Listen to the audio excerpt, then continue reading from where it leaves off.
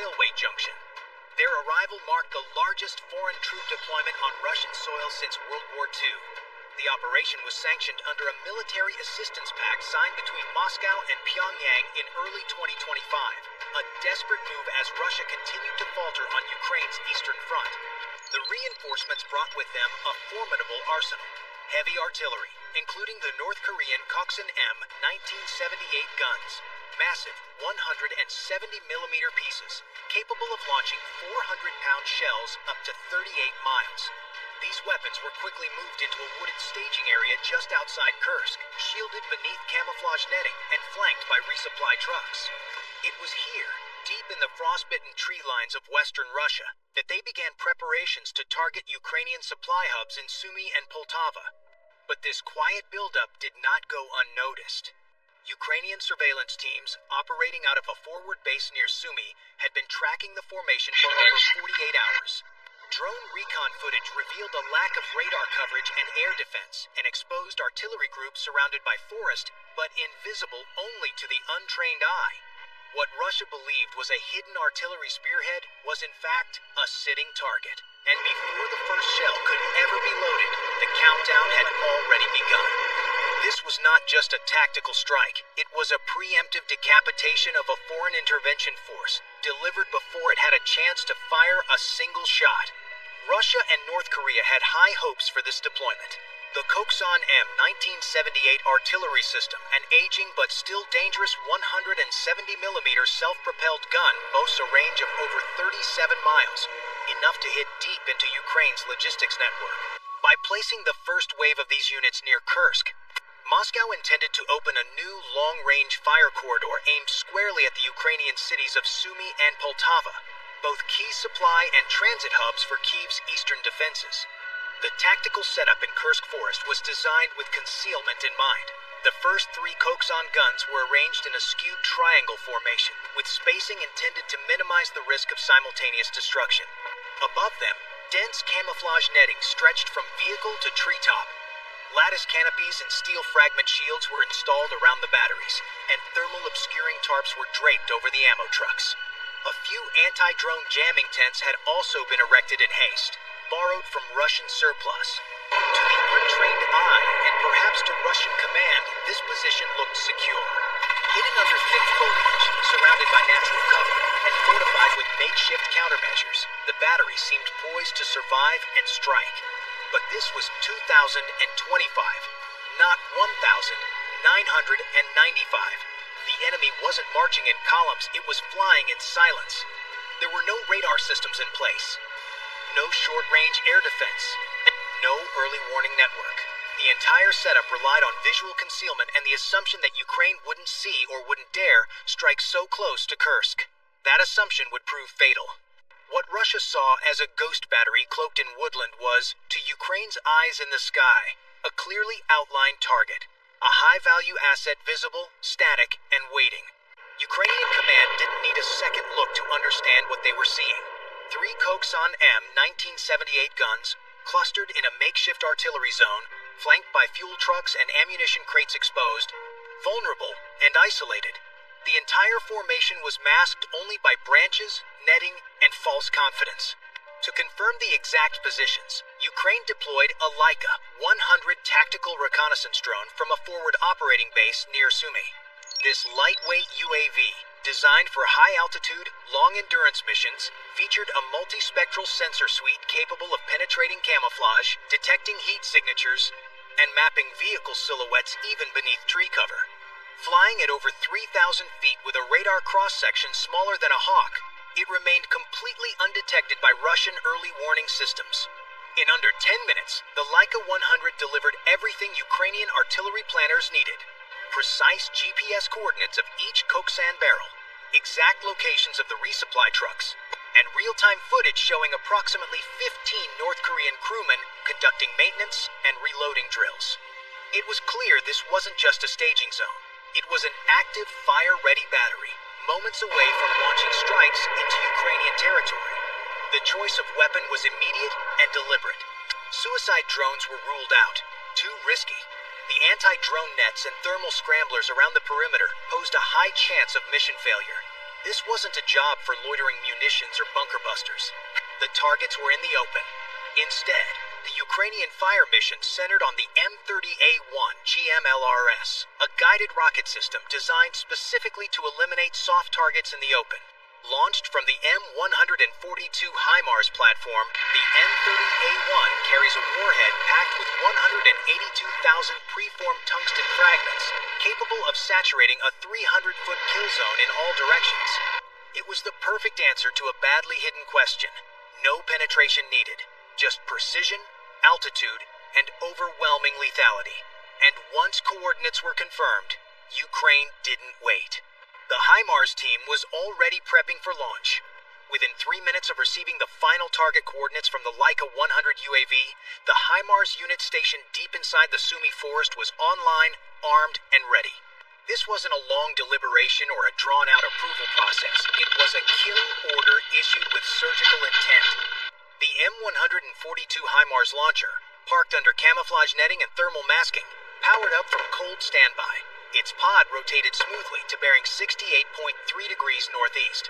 Elevation was dialed into 53 degrees, ideal for a high-arc, quasi-ballistic trajectory. The choice of altitude wasn't arbitrary. It was designed to evade Russian radar by launching over the coverage bubble and diving in at nearly vertical angles, reducing the window for interception to just a few seconds. All communications were transmitted via a frequency-hopping UHF encrypted link, synchronized with the reconnaissance UAV still circling high above Kursk. That drone just 0.05 square meters in radar cross-section, barely larger than a seagull on a scope-fed real-time tracking data into the M-code GPS targeting system. Wind, 8.9 miles per hour from the southeast. Temperature, 35.6 degrees Fahrenheit. Ideal flight conditions. At 4 hours, 26 minutes, and 15 seconds a.m., the fire order was confirmed. The first M30A1 rocket erupted from the pod, climbing rapidly through the misty pre-dawn sky. Within 3 seconds, it was traveling over 1,675 miles per hour at 36,000 feet, its nose aligned perfectly for a steep dive toward Kursk Forest. 2 more rockets followed in rapid succession, each with its own designated target. A gun, a truck, a crew. The rockets didn't fly flat like cruise missiles. They arced high, then dropped fast, too fast for most Russian radar systems to even process, let alone intercept. From above, they came like thunderbolts, silent until the last second, unstoppable once in motion. Ukraine had not just launched an attack, it had orchestrated a precision ambush from the sky. And in Kursk, the clock had already started ticking.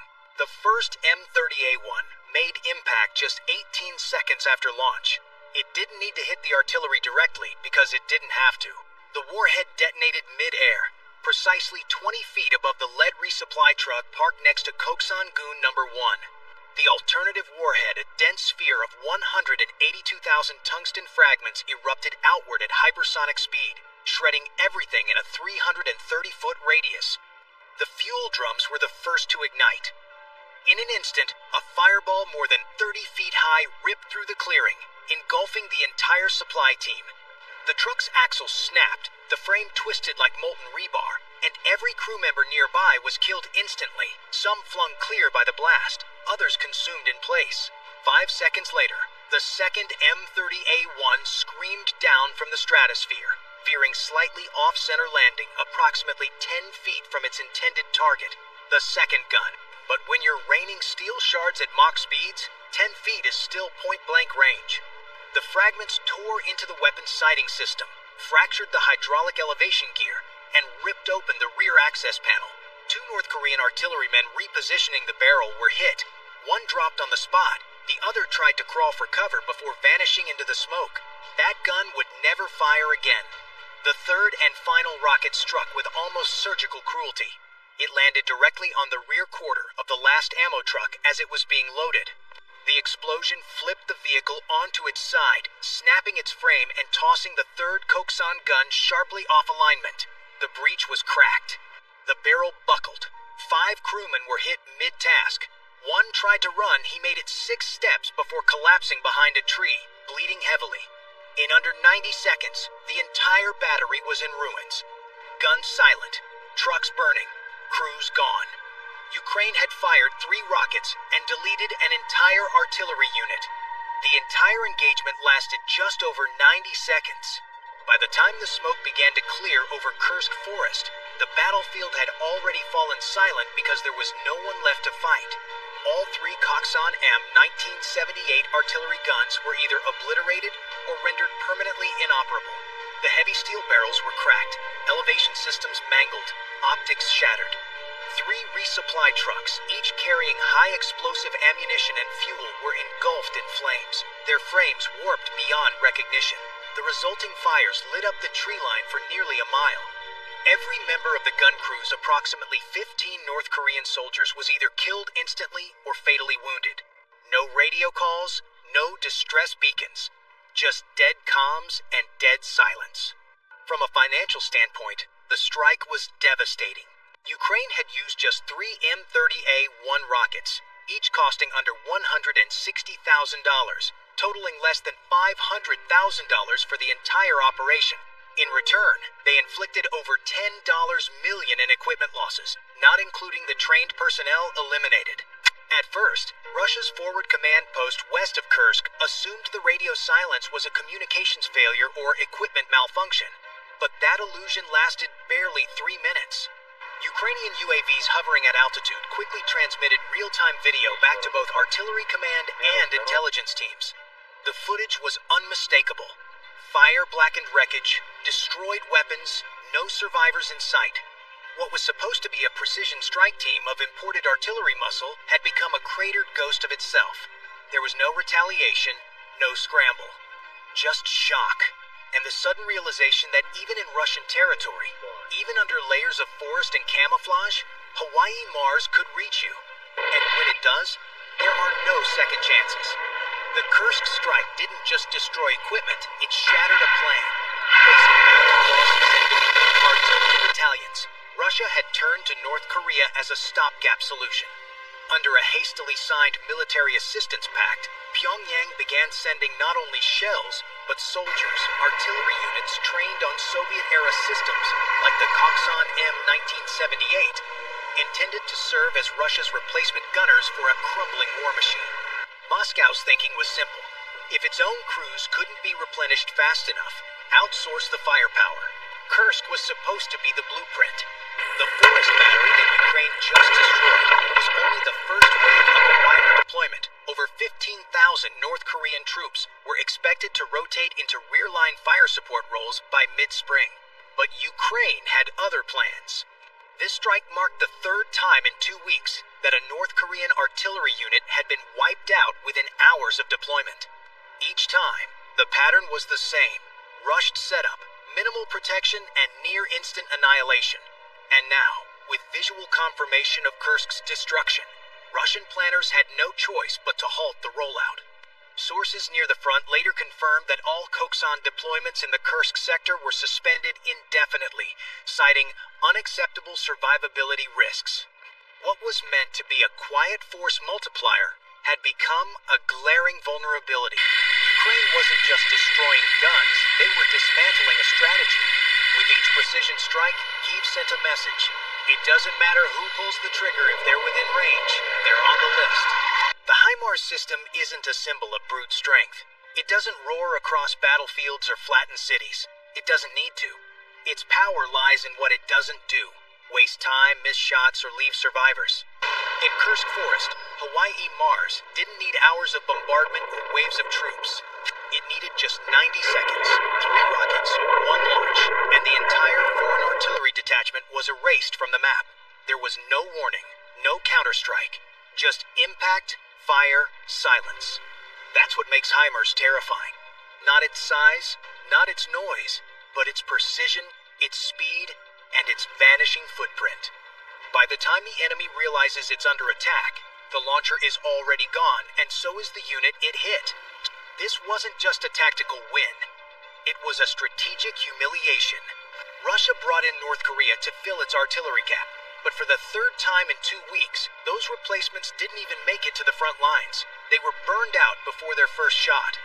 Now, the question facing Moscow isn't just about logistics, it's existential. With 15,000 North Korean troops now inside Russia, will they shift the course of the war? Or will they just become the next